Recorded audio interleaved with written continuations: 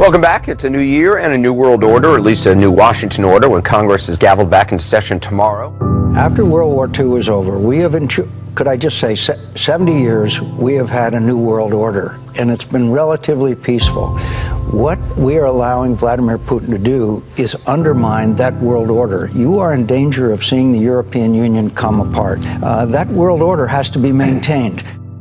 But I think that in the future, which is what you're asking, first of all, there are going to be many more people who have this capability of really transforming the world. But never before has technology been so borderless. You know, in the period that you're talking about, we had a lot of new technology, great technology. I write about the telegraph, but the telephone. But it is nothing like the digital revolution. We have massive flows of information across borders, massive flows of ideas. I don't think we can, as human beings, conceive of where this is actually headed. Or, you know, in August 27, 2015, 1 billion people were on Facebook at the same time. That was, a year and a half ago. But we're going to see 3, 4, 5 billion people on Facebook at one time. This is a kind of globalization that, you know, people in the early 20th century, even in science fiction, they couldn't conceive of. On the other hand, if you think about movement of people, the massive number of refugees that are moving around the world, I mean, this is, of course, one of the greatest tragedies. It's a tragedy, human tragedy, and it's also a tragedy in my view, because I think the entire humanitarian apparatus has broken down. But that's a kind of globalization. We're looking at a tragedy of unbelievable proportions. What's the logical end state of globalization? Is there going to be a Jean Monnet of the world? Are we going to have a single global currency? Are we going to have some form of global government? Begins with another mass shooting in America. The scene this time, a busy airport in South Florida. After a lone gunman began executing strangers at random in baggage claim. His family said he came home with mental issues, hearing voices in his head.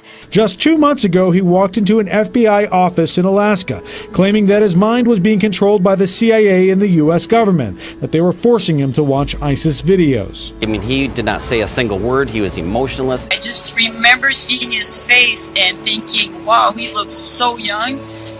He just had this blank stare, just kind of really just no emotions. Often in lone wolf situations, the shooters either commit suicide or they commit suicide by cop.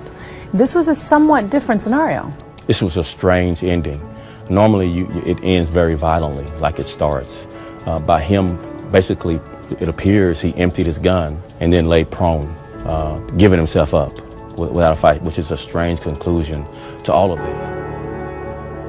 It's destroyed us. It's destroyed everybody. It's destroyed us, and I just don't understand what is going on. My son is not a rapist. Reeves supposedly told investigators he has a problem often hearing voices in his head that force him to make very bad decisions. He says a mental evaluation on Reeves should be performed to see if the voices in his head meets the legal standard of mental insanity.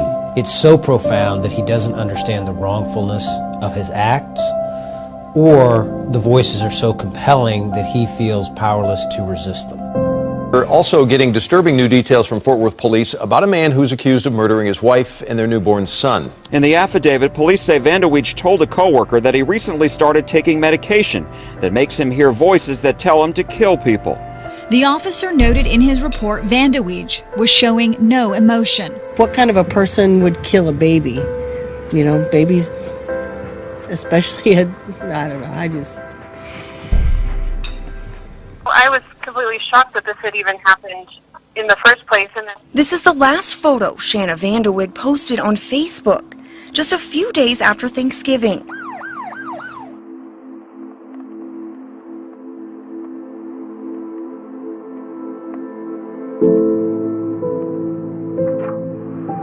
2 weeks later, Vandeweghe and her 3-month-old son were found dead. I know that she was so happy when she met him, and she kind of just changed, and they just seemed so happy together.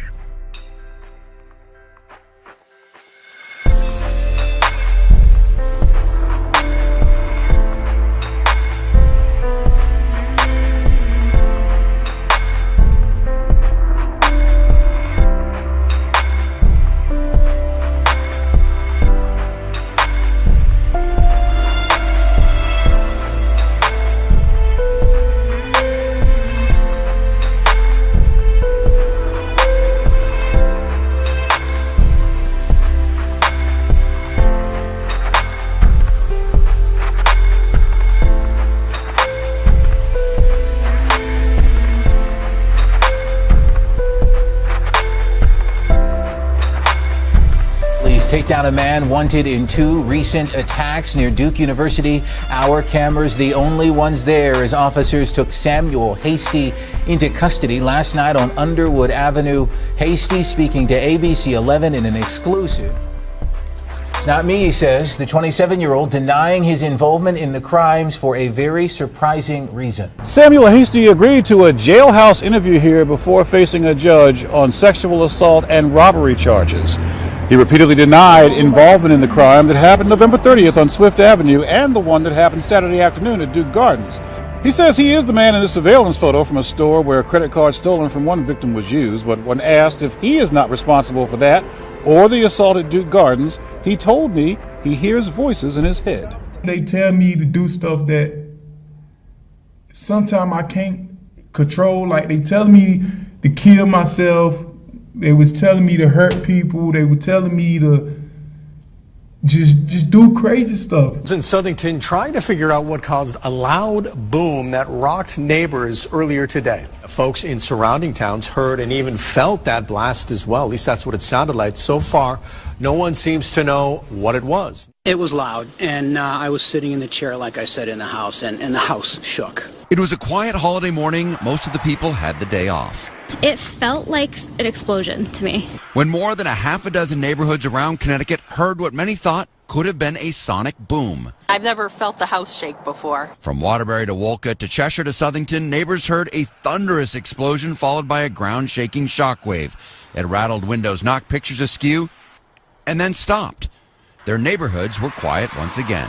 And all of our neighbors did too, Bob, across the street. They were all out on the sidewalk staring up at the sky, talking about it, trying to figure out exactly where it came from. Matter of fact, they were surprised that they hadn't even heard sirens in the neighborhood.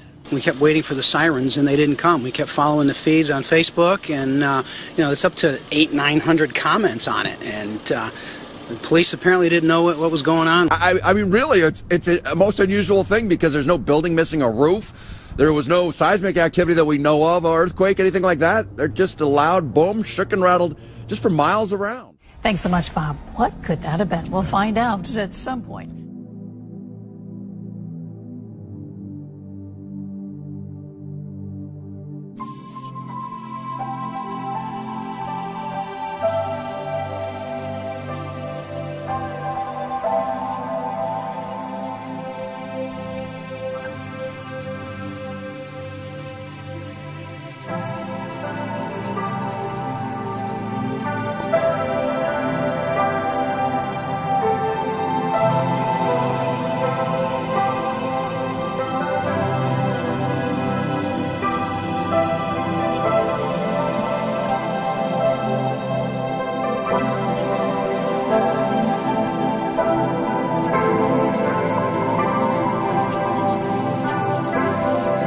That the country will overcome the recent spate of attacks. Witnesses say it looked like a war zone. It's a more sustainable kind of globalization. And then you might see international institutions that are much smaller, much less, their ambitions are much, they're there to execute fewer things. And nation states that the governments are much more, they deal with one another, and globalization is a big issue. It's not kind of handed off. So I think that we may be headed for a different sort of model. I'm not sure, But the one thing I am sure of is we shouldn't be so wedded to what we've seen as the only way.